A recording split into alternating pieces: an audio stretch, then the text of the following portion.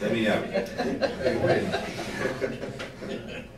It's okay if I give a loaded question back. A leading question, you might say. I think the history on this is, and you've been around for a while. There was redevelopment agency money used for various projects throughout the city. If you look at the Bray Boulevard multi-use complex that was put in, part of that was done with redevelopment help. There's been other projects. Marty, correct me if I'm wrong. Marty's there. He's got to leave.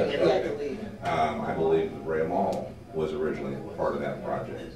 So, what are some valid examples of redevelopment agency use, and what would you consider not valid? What's a not appropriate use for redevelopment agency power and or money? Well, I think the first thing that you've got to realize is that the redevelopment agency funding is our tax dollars still. It should be treated with the same care as our other tax dollars are treated. In a few city council meetings over the past couple months, when things have come to light about projects that are being completed or being proposed, it always is said by some council member, I don't know if it's the same council member or not, but always one of them, oh, and those funds don't come from the general fund, they come from the redevelopment agency, right? And sure, okay, that's true, but I like the truth, the whole truth, nothing but the truth. Well, those are still our funds also, unless you need to be treated with the same diligence and not just pet projects of city council. I've seen pictures of what Birch Street was, and it was developed while we lived here. My mom grew up in Fullerton. She remembers coming down Bray Boulevard, and it was a shell of what it is now back in her day. And I think redevelopment dollars have done a great thing for many of those projects. And there's not another vehicle for the city to have input like that than the redevelopment agency. So that being said, that's the hand that's dealt us. That's what we've got available to provide those incentives to developers. But it is a whole separate budget. It worries me when government agencies separate out their budgets. It's a divide and destroy, or conversely, united we stand, divided we fall. I like to see more of the stuff all in one place. Otherwise, it lends itself to hidden agendas, and just makes it harder for oversight to happen, especially from someone from outside the city, a regular Brea resident. The crosswalk was probably a poor decision, especially in light of these times.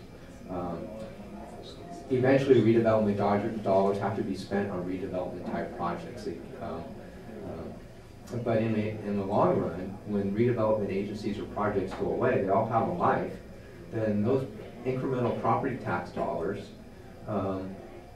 make their way into the general fund. Now, maybe not all of them make their way there, because some percentage-wise, some end up going to schools and stuff like that, but they need to be treated with the same care. And the parking app is probably another example of not the best use of funds. Maybe something neat, but I don't think we have that luxury right now of just doing neat things. Every dollar needs to count, and I don't know if someone in city government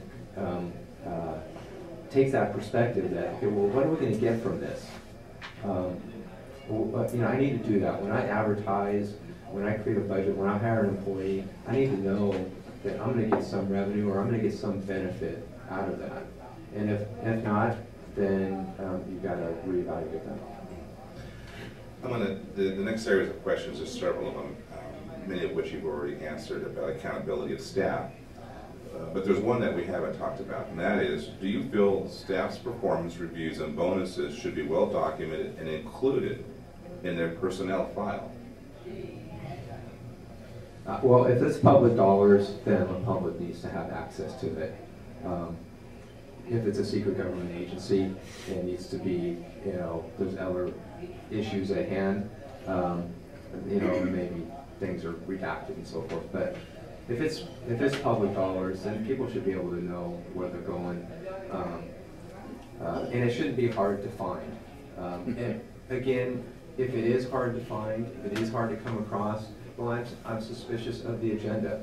And I think us as residents should be suspicious of what is really going on. And now maybe nothing is, but if you make it difficult to ascertain where dollars are going, then I think that leads to suspicion. And I think that's well-placed suspicion of meaning. And to answer your question directly, yes, it should be part of the public record.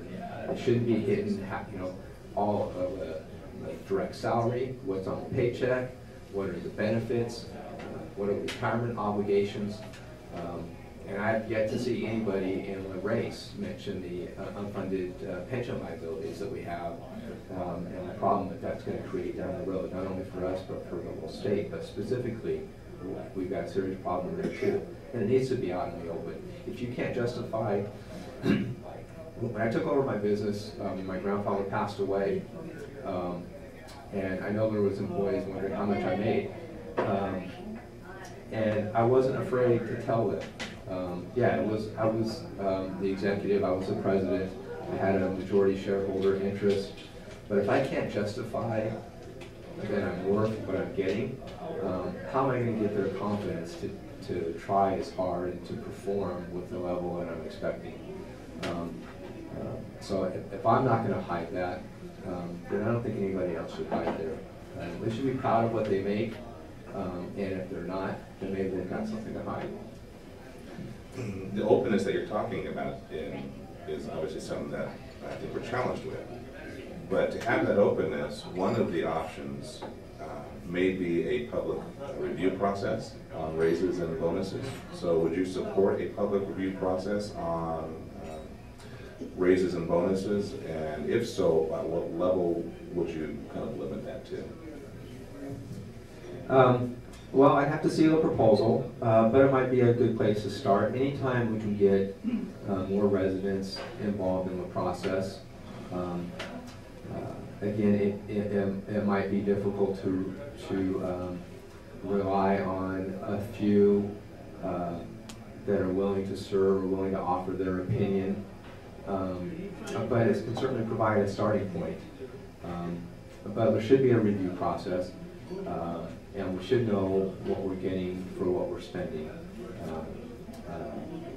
And if that can add something to it, then by all means, we should take a look at it. But I would say it would be a good starting point. But in the end, the city council represents the people, and they should do their diligence. And if that's a way for them to get some input from the city, because there's not a lot of ways to give input directly. So I would welcome that as a city councilman, whatever input we can get from other residents in the city. I have a salary job, and I'm expected to put in a certain amount of hours, whether it's a heavy workload or a light workload. I'm supposed to put in a certain number of hours. Recently, the city's gone through a reorganization where they've placed different organizations together in what they've called reorganization. And in that process, there were some increases in salaries. So the question is, what is your position on management raises disguised or as a result of reorganization? Well, I had heard that there might be raises in your reorganization. I had not been able to confirm that as such. If there's a significant change in duties, you know, the goal of reorganization is to accomplish efficiencies and so forth. If there's a significant change in responsibilities or level of performance that's expected, level of performance that's demanded, that if that person can't perform, we may have to go outside the city and look at someone else. Then there might be a reason for that. But as I understand it, it appears that the reorganization meant to save money, but the changes in responsibility were probably mostly cosmetic and not necessarily change in qualifications that are required for those directors. In that case, you know, they're taking on a few more staff people, you know, but there's only so many hours in the day. So at some point they're going to rely on a staff person is going to be more of a mid-level manager to feed, you know, there's only so much time to go around. And then the argument's going to be, well, I've got these managers that are reporting to me and I need them because they've got more people. And then they expect more money also. It's a never-ending battle. I think in this particular case, we should have been able to see all of the savings from the reorganization, and it doesn't appear that there was a significant change in responsibilities to warrant that we give up some of that savings and you know, to city staff people.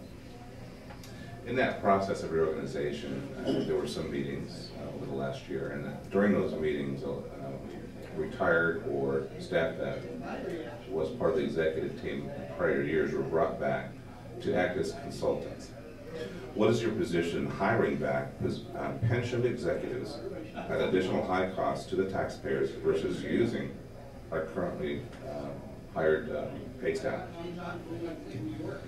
Well, I think if that's a recommendation of staff, I think you got to put the question back on them. Are you not capable of performing? Maybe we need to reevaluate, you know, what your qualifications are. I'm sure that there's many things in the city that are very unique, and getting that information from someone or retaining that information and passing it on is probably a challenge, especially as the cities and the staff and the budget grows larger and larger. But I think that's something that the executive management needs to know going in. They've got a responsibility. Quite frankly, I have a hard time with people getting on the pension that we're paying for them, coming back and paying them almost as a second job. I think the whole government pension issue is not sustainable, and we need to take a hard look at it. The funding is out of whack right now. We've got a shortfall that's significant for a city of our size, and I would be opposed to using additional or retired staff coming back in. It'd have to be a very unique situation with very, very dire consequences if we didn't use them.